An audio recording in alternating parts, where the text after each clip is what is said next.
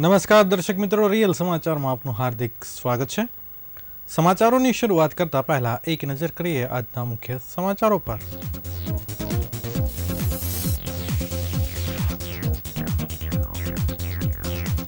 સુરત મહાનગરપાલિકાની નવી બની રહેલી 28 માળની ઇમારતમાં 17 માળનું બાંધકામ પૂર્ણ। વેસુ વિસ્તારમાં મોપેડ સ્લીપ થતા માથામાં ગંભીર ઇજાના કારણે યુવતીનું ઘટના સ્થળે જ મોત।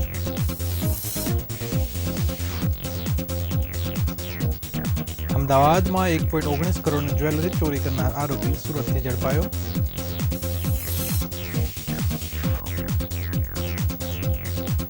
સંપ્રતિ સેવા યજ્ઞના માધ્યમથી સુરતમાં ફ્રી બ્લડ ટેસ્ટ અને મેડિકલ કેમ્પ સહિતના આયોજનો થયા। વડાપ્રધાન મોદીના જન્મદિવસના અવસરે સુરતમાં ડિસ્કાઉન્ટ દિવસની ઉજવણી થશે।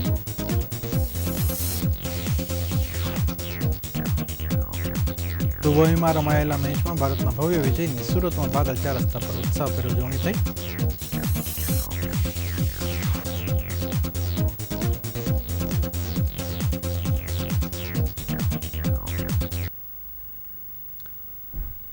સમાચાર વિગતવાર જોઈએ। સુરત શહેરને જલ્દી જ આધુનિક અને ભવ્ય વહીવટી ભવન મળવાનું છે, ત્યારે રિંગ રોડ પર આવેલી જૂની સબજેલની જમીન પર સુરત મહાનગરપાલિકાનું 28 માળનું વહીવટી ભવન ઊભું થઈ રહ્યું છે। હાલમાં 17 માળનું બાંધકામ પૂર્ણ થઈ ચૂક્યું છે। 2 ટાવરવાળી આ ઇમારતમાં 109 મીટરની ઊંચી રહેશે અને તેના નિર્માણ પર આશરે 900 કરોડનો ખર્ચ થશે। આ ભવનને ભૂકંપ તથા વાવાઝોડા જેવી આફતો સામે સુરક્ષિત રહે તે રીતે ડિઝાઇન કરવામાં આવ્યું છે। અહીં કેન્દ્ર અને રાજ્ય તેમજ સ્થાનિક સ્તરની વિવિધ કચેરીઓ એક જ સ્થળ નીચે હશે।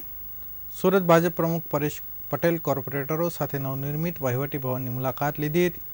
તેઓએ બાંધકામની ગતિ અને કામગીરીનું નિરીક્ષણ કર્યું હતું। પરેશભાઈએ જણાવ્યું હતું કે હજુ 1.5 વર્ષ જેટલો સમય લાગી શકે છે, પરંતુ જ્યારે આ ઇમારત પૂર્ણ થશે ત્યારે સુરતમાં મિની સચિવાલય જેવું સ્વરૂપ ધારણ કરશે।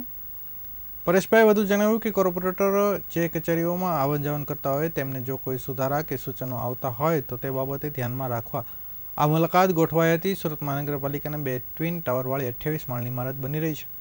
અંદાજે 1.5 વર્ષમાં ભવન તૈયાર થઈ જશે। તેની પછી પાલિકા તમામ વિભાગ એક જ ઇમારતમાં આવશે।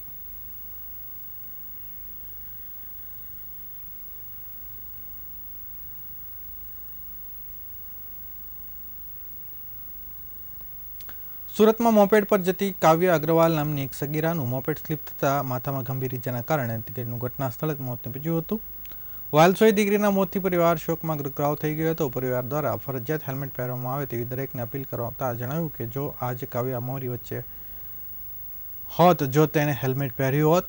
બનાવની પ્રાપ્ત વિગત અનુસાર સુરતમાં રહેતા કાવ્ય અગ્રવાલ નામની સગીર મોપેડ લઈને ટ્યુશન જઈ રહી હતી, જે દરમિયાન ગોયંકા સ્કૂલ પાસે તેનું મોપેડ સ્લીપ થઈ ગયું હતું અને તેને માથાના ભાગે ગંભીર ઈજા પહોંચી હતી। માથાના ભાગે ગંભીર ઈજા પહોંચતા તેનું બનાવના સ્થળે જ મોત નીપજ્યું હતું। મૃતક કાવ્ય એક ભાઈ છે અને કાવ્ય મોતથી લઈ તેનો ભાઈ, માતા પિતા અને પરિવારજનો શોકમાં ગરકાવ થઈ ગયા છે।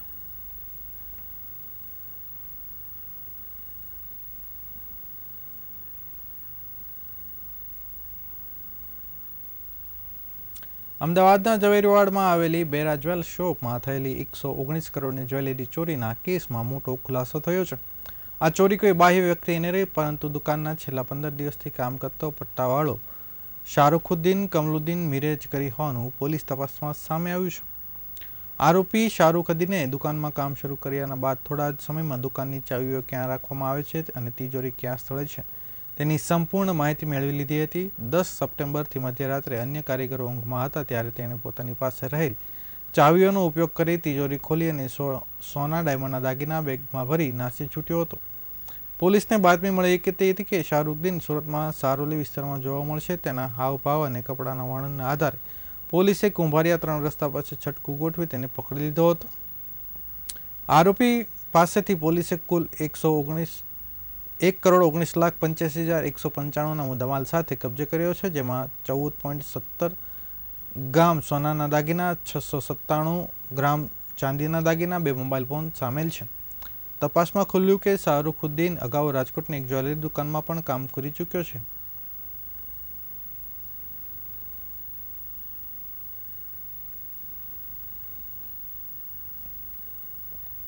પીએમ નરેન્દ્ર મોદીના જન્મદિવસના ઉપલક્ષ્યમાં સુરતના સાંસદ મુકેશ દલાલની પ્રેરણાથી સંપત્તિ ફાઉન્ડેશન દ્વારા આયોજિત સંપત્તિ સેવા યજ્ઞમાં મધ્યથી free blood test, free mega medical camp, રક્તદાન મહાયજ્ઞ, દિવ્યાંગ સાધન સહાય કેમ્પનું તારીખ 14 સપ્ટેમ્બર સુરતની મોઢવણી સમાજની વાડી પાલ ખાતે આયોજન કરાયું હતું, જેનું ઉદ્ઘાટન CR પટેલના હસ્તે કરાયું હતું. આ કેમ્પમાં 1100થી વધુ લોકો 9 પ્રકારના બ્લડ ટેસ્ટ ડોક્ટર નિર્મલ ચોરસિયા સુપર સ્પેશિયાલિસ્ટ હોસ્પિટલ પાલના સંલગ્નથી ફ્રીમાં કરવામાં આવ્યા હતા. તેમજ ફ્રી મેગા મેડિકલ કેમ્પમાં સૌ સુપર સ્પેશિયલ ડોક્ટરો દ્વારા 1000 દર્દીઓની ફ્રીમાં તપાસ તેમજ જરૂરિયાત મુજબના ટેસ્ટ વિનામૂલ્યે કરી તબીબીએ પ્રિસ્ક્રાઇબ કરેલ દવાઓ ફ્રીમાં અપાઈ હતી.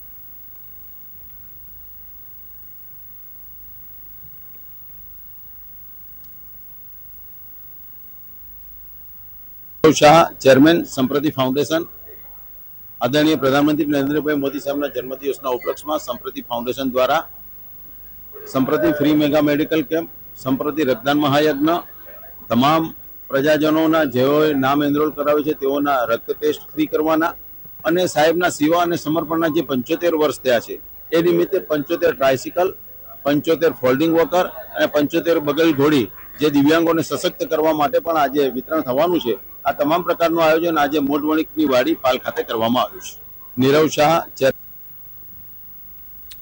સુરત પશ્ચિમ વિધાનસભાના 17 સપ્ટેમ્બર એટલે કે પ્રધાનમંત્રી નરેન્દ્ર મોદીના જન્મદિવસના અવસરે ડિસ્કાઉન્ટ દિવસ તરીકે ઉજવવામાં આવશે.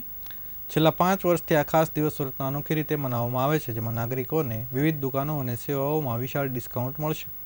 આ દિવસે hospital, electronic shop, mobile shop, શાકભાજી બજાર, રિક્ષા ભાડું, કરિયાણા શોપ, ફરસાણ shop, restaurant, juice centre, hair cutting સલૂનના 5% લઈને 100% સુધીનો ડિસ્કાઉન્ટ મળશે. સુરતની કેટલીક હોસ્પિટલમાં તો ખાસ જાહેરાત મુજબ જ્યાં બાળકીનો જન્મ થશે ત્યાં પ્રસૂતિ ચાર્જ સંપૂર્ણ માફ કરવામાં આવશે. ડિસ્કાઉન્ટ દિવસ સાથે જ વયવંદના કાર્ડના લાભાર્થી 3000 બદલીને ધાર્મિક યાત્રા કરવામાં આવશે.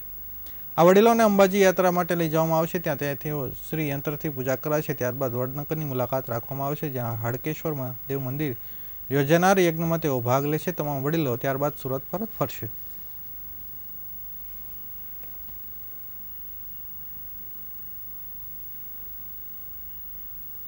સુરતના ભાગળ 4 રસ્તા પર કાલે દુબઈમાં રમાયેલ ભારત પાકિસ્તાનની મેચમાં ભારતનો વિજય થતાં જીતનો ઉત્સવ મનાવવામાં આવ્યો હતો.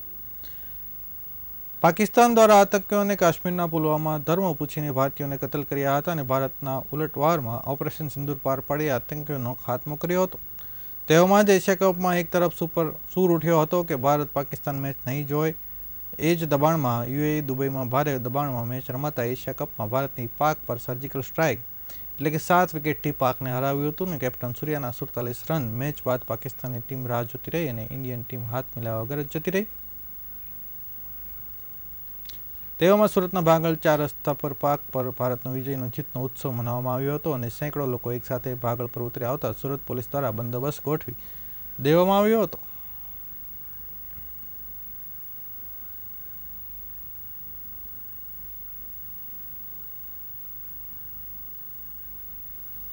સુરતના કતારગામ પોલીસ સ્ટેશનમાં નોંધાયેલ ચોરીના ગુનામાં પોલીસે વોન્ટેડ આરોપીને ઝડપી પાડવામાં સફળતા મળી છે. રિક્ષામાં પેસેન્જર પાસેથી રોકડા રૂપિયા ચોરી કરનારા લીધા ગુનેગારને ઝડપી પાડવામાં આવ્યો છે. સુરત શહેર ક્રાઇમ બ્રાન્ચની નાસ્તા ફરતા સ્કોડની ટીમ પેટ્રોલિંગમાં હતી. તે દરમિયાન મળેલી આધારભૂત બાતમીના આધારે પોલીસે ઉધના 3 રસ્તા નજીકથી આરોપીને ઝડપી પાડ્યો હતો. ક્રાઇમ બ્રાન્ચની પોલીસે અબ્દુલ જબ્બાર ઉર્ફે માસ હારૂક શેખની ધરપકડ કરી છે. આરોપી પોલીસની પૂછપરછ દરમિયાન કતારગામ પોલીસ સ્ટેશન વિસ્તારમાં રિક્ષામાં પેસેન્જરના સ્વાંગમાં રોકડા રૂપિયાની ચોરીને અંજામ આપતો હતો અને આરોપી દ્વારા 25,000 રૂપિયાની ચોરી કરવામાં આવી હતી. તે કબૂલાતના આધારે પોલીસે કતારગામ પોલીસ મથકે નોંધાયેલ ગુનો ઉકેલી કાઢ્યો છે.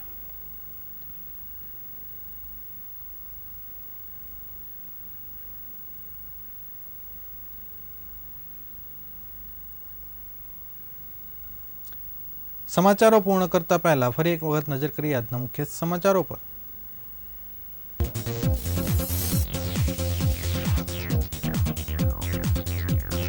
સુરત મહાનગરપાલિકાની નવી 28 માળની ઇમારતમાં 17 માળનું બાંધકામ પૂર્ણ.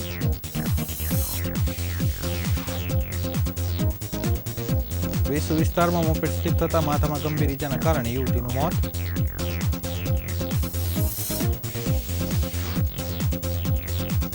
અમદાવાદમાં 1.19 કરોડની જ્વેલરી ચોરી કરનાર સુરતથી ઝડપાયો.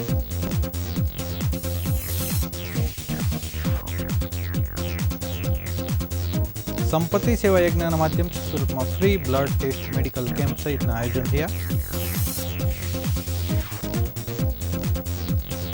વડાપ્રધાન મોદીના જન્મદિવસના અવસરે સુરતમાં ડિસ્કાઉન્ટ દિવસની ઉજવણી થશે.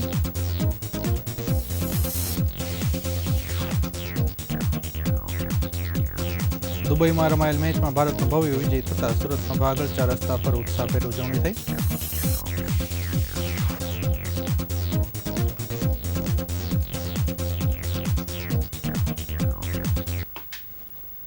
આ હતા અત્યાર સુધીના રિયલ સમાચાર. નવા સમાચારો સાથે ફરીથી મળીશું. ત્યાં સુધી રજા આપશો. નમસ્કાર.